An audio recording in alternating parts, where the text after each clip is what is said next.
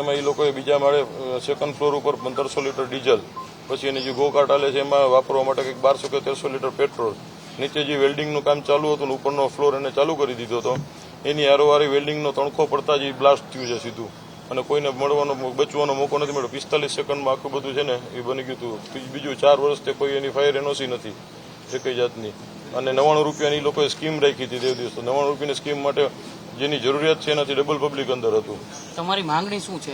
મારી માંગણી એ છે કે સરકાર એને કાં તો ફાંસીની સજા દે, બરોબર છે, અને કોઈ પણ રીતનો આમાં કોઈ એડવોકેટ ભાઈઓ છે એ કોઈ આનો કેસ ન લડે, નો હાઈકોર્ટમાં કે નો સુપ્રીમમાં કે નો અહીંયા. જો કોઈને પૈસાથી જ કેસ લડવો હોય તો જે એની ફી થતી હોય નથી 2 લાખ રૂપિયા હું મારા પોતાના વધારે આપીશ. બીજું મારે કોઈ સરકારી સહાય જોતી નથી. મીડિયાની હાજરીમાં મને જે સરકારી સહાય મળશે જેને જરૂરિયાત છે એનું આપી દઈશ. બીજું જો આ લોકો એક જાતની એને સજા પડી કે એ લોકોને ફાંસીની કે 100 કોઈ પણ એને સજા પડી, સજા પહેલા જો એના જામીન મંજૂર થયા તો હું બધાને મારી નાખીશ. મારે આગળ પાછળ કાંઈ છે નહીં. હવે હતું એ મારું વયું ગયું છે. તો આને તમે ધમકી સમજો તો છૂટ છે. મીડિયાને જે રીતના છાપવું એવી રીતના છૂટ. મીડિયાને જેવી રીતના છાપવું હોય આને જે કંઈ ચટણી મસાલા નાખીને તોય છૂટ છે, અને સીધી રીતના છાપવું, બાપની વેદના સમજીને છાપવું હોય તો છૂટ છે. જો આ લોકો જામીન ઉપર છૂટ્યા એટલે હું એકને જીવતા નહીં. જેમ અમારા કોઈ પરિવારના ઓળખ પરેડ નથી થતી ને એમ આ કોઈની ઓળખ પરેડ હું નહીં થવા દઉં. અને આ કોઈ જાતની ખાલી કહેવાની ધમકી નથી. આના માટે હું મારી બધી તૈયારીમાં છું. હું કદાચ અંદર વયો જઈશ કે હું કદાચ હા એના માટે ઓળો તો મારી ઉપર ભલે આવી જાય. હું એકલો જ રખડું છું, અહીંયા જ રહું છું. 98 2 42 003 41 મારો મોબાઈલ નંબર છે. પેડોક રોડ ઉપર મારો ધંધો છે, બરોબર. જેને જ્યાં મને અડવું અહીંયા અડી જાય, નહીતર હું કોઈને મૂકીશ નહીં. પ્રદીપભાઈ, તમારા પરિવારમાંથી કેટલા સભ્યો ત્યાં ગયા હતા? કેટલા? 8 જણા ગયા હતા. એમાં મળી આવ્યા છે? 8 ગયા હતા, એમાંથી 5 મિસિંગ છે, 3 મળી આવ્યા છે. મારે કોઈ અધિકારી યારે કોઈ લેવાનું. હું સરકારને એટલું કહેવા માંગુ છું કે આ લોકોને કડકમાં કડક સજા થવી જોઈએ. નહીતર આ લોકો દર વખતે આવી રીતના એક દી મોરબીની પૂરની ઘટના બને છે, એક દી બોટ ઊંધી વળી જાય છે, એક દી આવી રીતના ફાયર વળી જાય તો કોઈના દીકરા છે, કોઈના છોકરા છે, કોઈનું ફેમિલી છે, 5-5 જણા વયા જાય છે. છતાં એવી કઈ વસ્તુનું એક્શન લેવાતું નથી. અને હવે સરકાર એક્શન ન લે તો હવે પબ્લિક એક્શન લેશે. હું તમને લઈને દેખાડીશ. જો એના જામીન મંજૂર થાય, બરોબર છે, અને નો હું પૂરા કરી દઉં તો હું મારા બાપના પેટનો નહીં. તમારે જ્યાં છાપવું હોય જેવી રીતના છાપવું, એને ધમકી સમજો તો છૂટ છે, અને વેદના સમજો તો છૂટ છે. હું કોઈને મૂકીશ નહીં.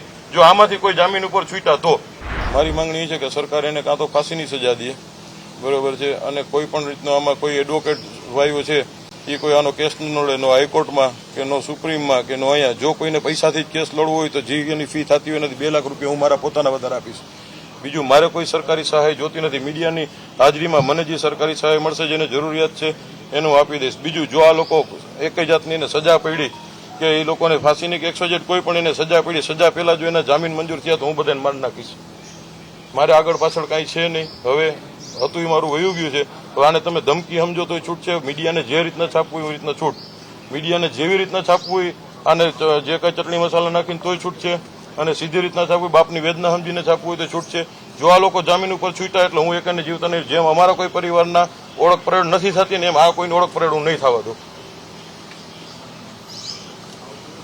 અને આ કોઈ જાતની ખાલી કહેવાની ધમકી નથી. આના માટે હું મારી બધી તૈયારીમાં છું. હું કદાચ અંદર વયો જઈશ કે હું કદાચ હા એના માટે ઓળો તો મારી ઉપર ભલે આવી જાય.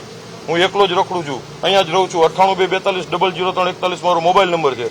પેડોક રોડ ઉપર મારો ધંધો છે, બરોબર. જેને જ્યાં મને અડવું અહીંયા અડી જાય, નહીતર હું કોઈને મૂકીશ નહીં. 8 ગયા હતા, એમાંથી 5 મિસિંગ છે, 3 મળી આવ્યા છે. મારે કોઈ અધિકારી યારે કોઈ લેવાનું. હું સરકારને એટલું કહેવા માંગુ છું કે આ લોકોને કડકમાં કડક સજા થવી જોઈએ. નહીતર આ લોકો દર વખતે આવી રીતના એક દી મોરબીની પૂરની ઘટના બને છે, એક દી બોટ ઊંધી વળી જાય છે, એક દી આવી રીતના ફાયર વળી જાય તો કોઈના દીકરા છે, કોઈના છોકરા છે, કોઈનું ફેમિલી છે, 5-5 જણા વયા જાય છે. છતાં એવી કઈ વસ્તુનું એક્શન લેવાતું નથી. અને હવે સરકાર એક્શન ન લે તો હવે પબ્લિક એક્શન લેશે. હું તમને લઈને દેખાડીશ. જો એના જામીન મંજૂર થાય, બરોબર છે, અને નો હું પૂરા કરી દઉં તો હું મારા બાપના પેટનો નહીં. તમારે જ્યાં છાપવું હોય જેવી રીતના છાપવું, એને ધમકી સમજો તો છૂટ છે, અને વેદના સમજો તો છૂટ છે. હું કોઈને મૂકીશ નહીં. જો આમાંથી કોઈ જામીન ઉપર છૂટ્યા તો